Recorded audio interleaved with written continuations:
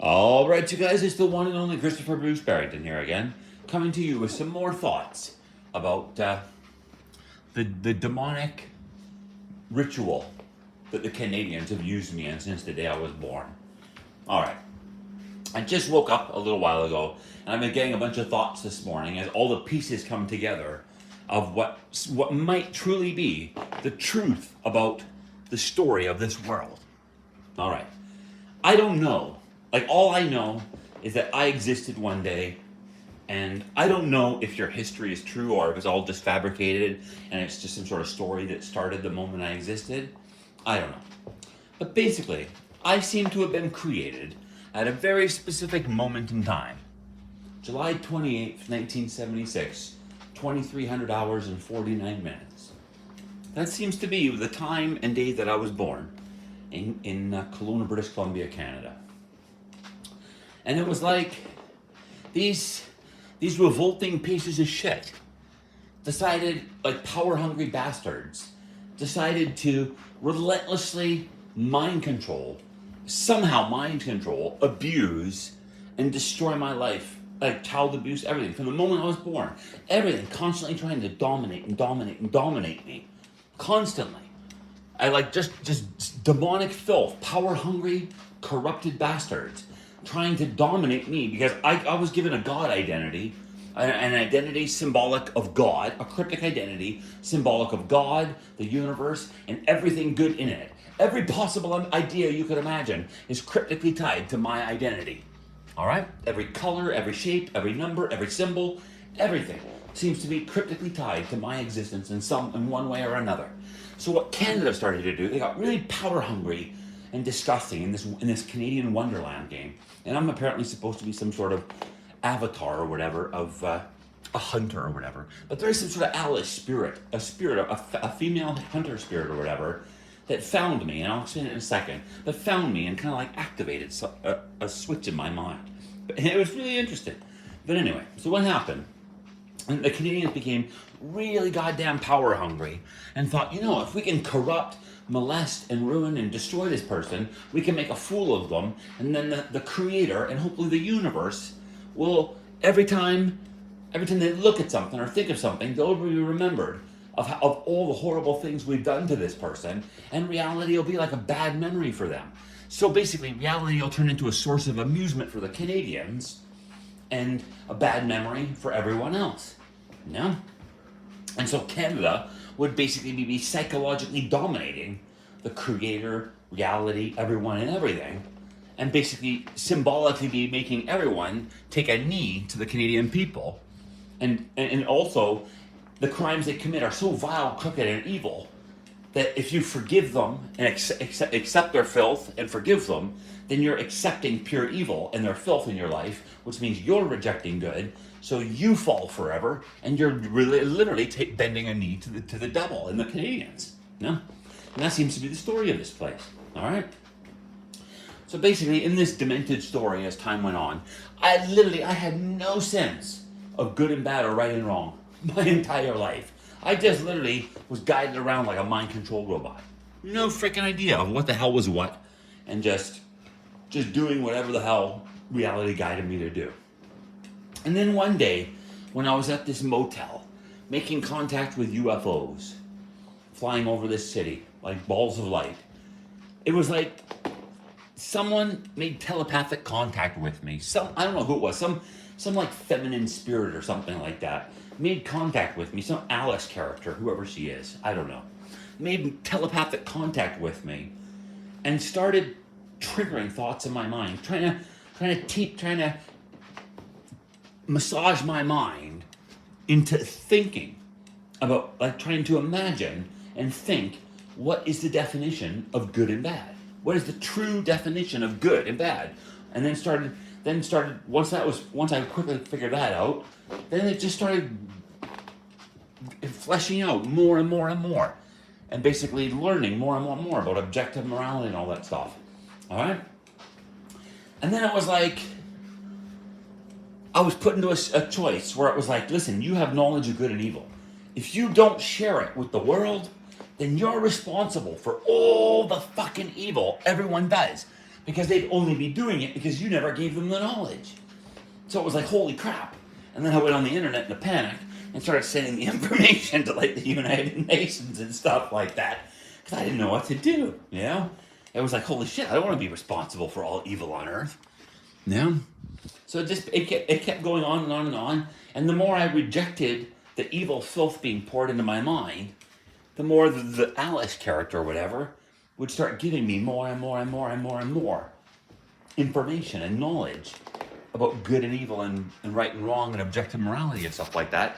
And apparently, when you plant a seed of goodness on this world, like a seed of a true seed of truth, logic, and common sense, objective morality, and truth and goodness, when you do that, it literally, it basically like, it has an accumulative, eternal effect. So if you plant a seed of goodness and evil attack it or defile it and ruin it in any way, they become insanely worse. Horrible, horrible people.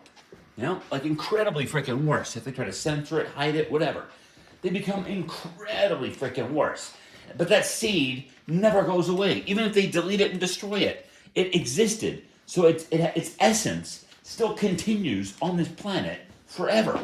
So every single time you plant a seed of truth and goodness on this world, it just keeps having an accumulative, eternal effect.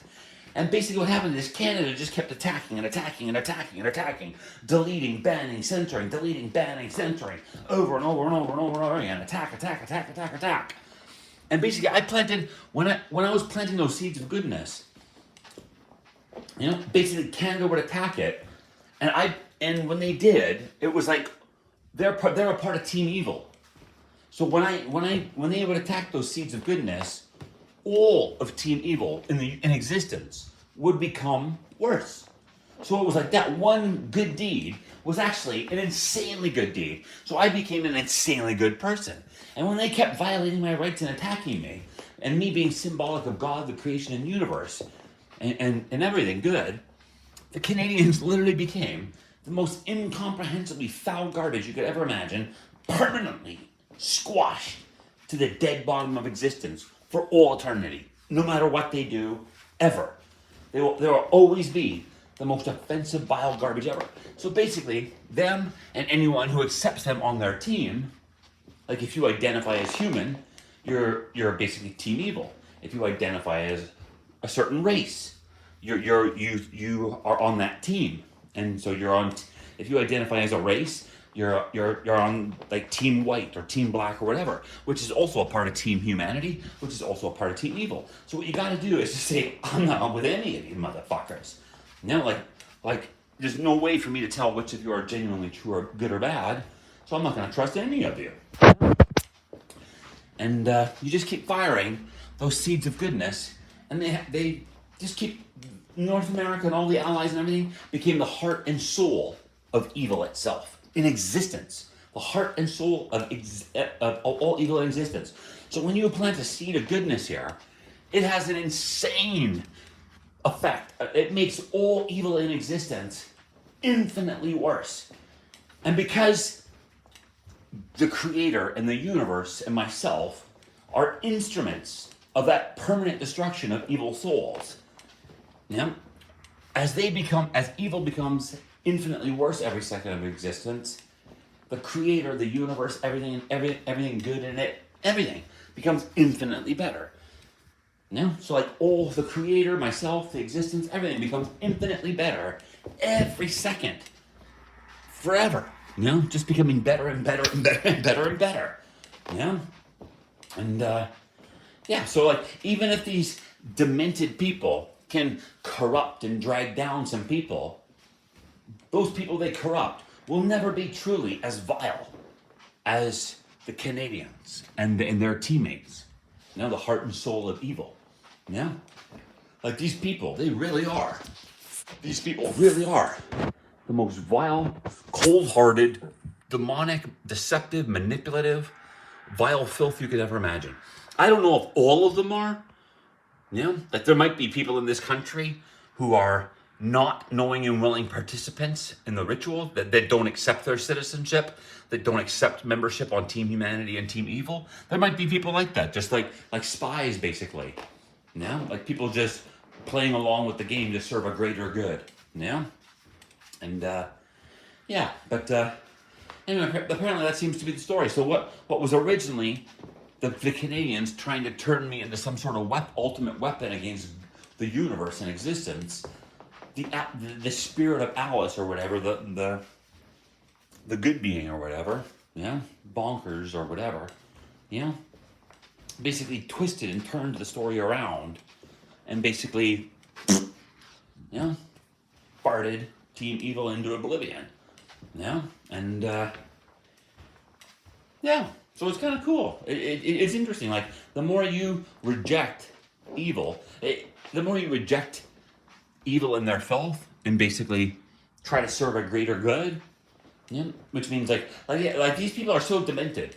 Yeah, as far as I can tell, that they literally target every single person they possibly can that seems to be a genuine good person and tries to destroy them in every possible way they can.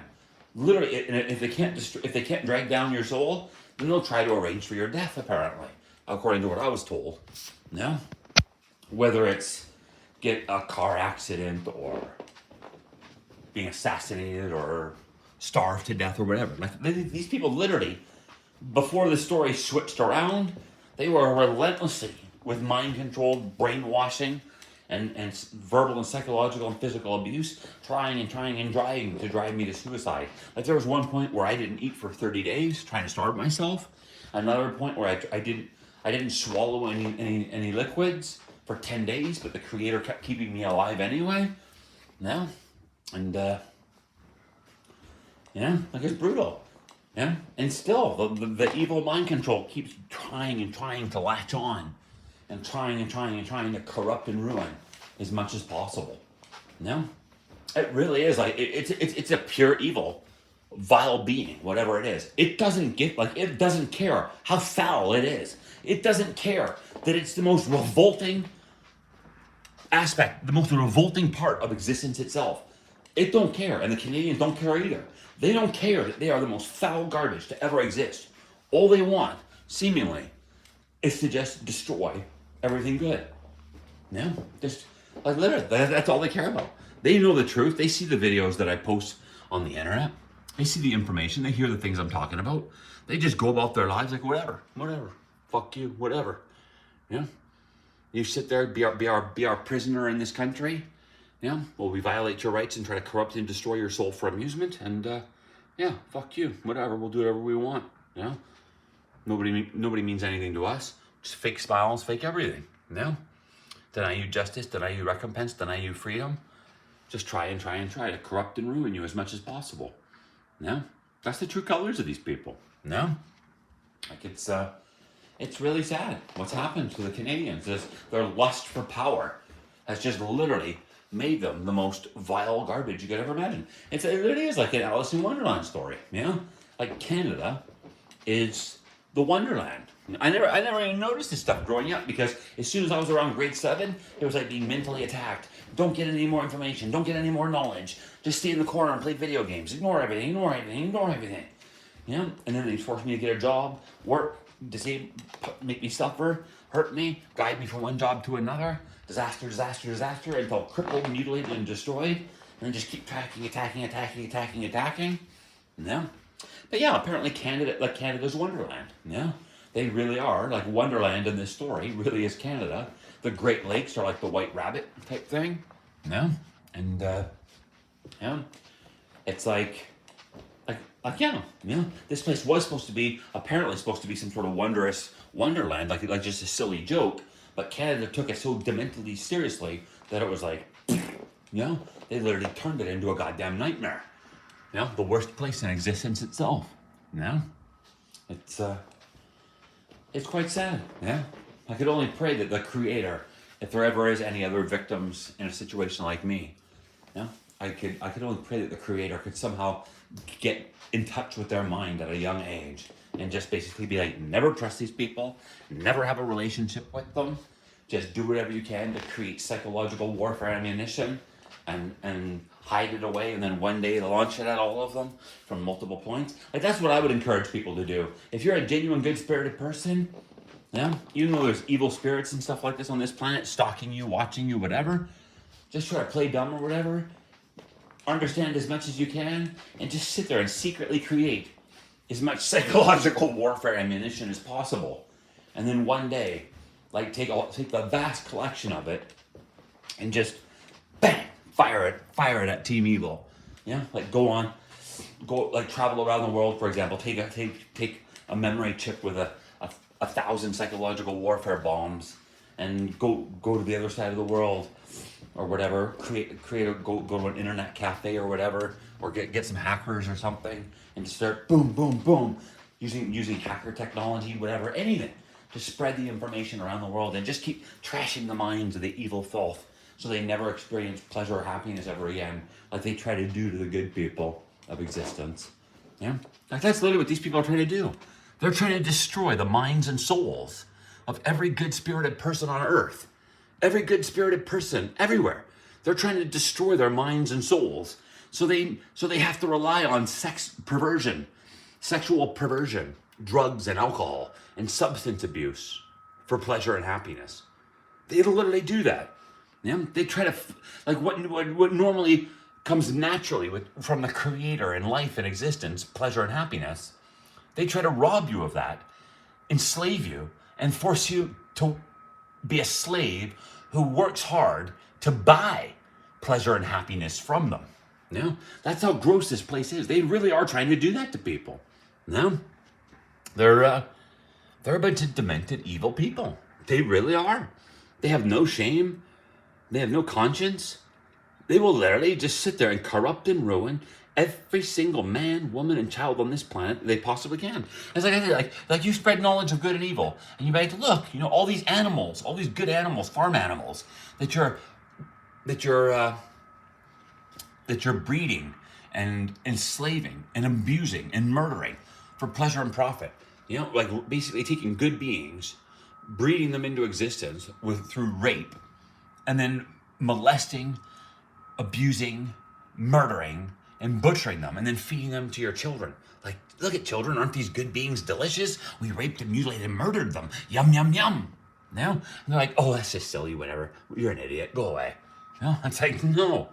They literally try to convince you that animals aren't important. They try to convince you that good beings aren't important. Like, can you see what I'm saying about these people? These people don't have like I said, there could be a minority of good-spirited people, but from the ones that I see, for the most part, they don't have good spirits in them. Like they're twisted, demented, dark, fallen, evil souls. They don't care how much you try to spread seeds of goodness and stuff like that. They are just literally like destroy, destroy, destroy. Any way they can, just constant psychological warfare every minute of every day. It's really sad. But anyway, we'll talk again one day. There you go.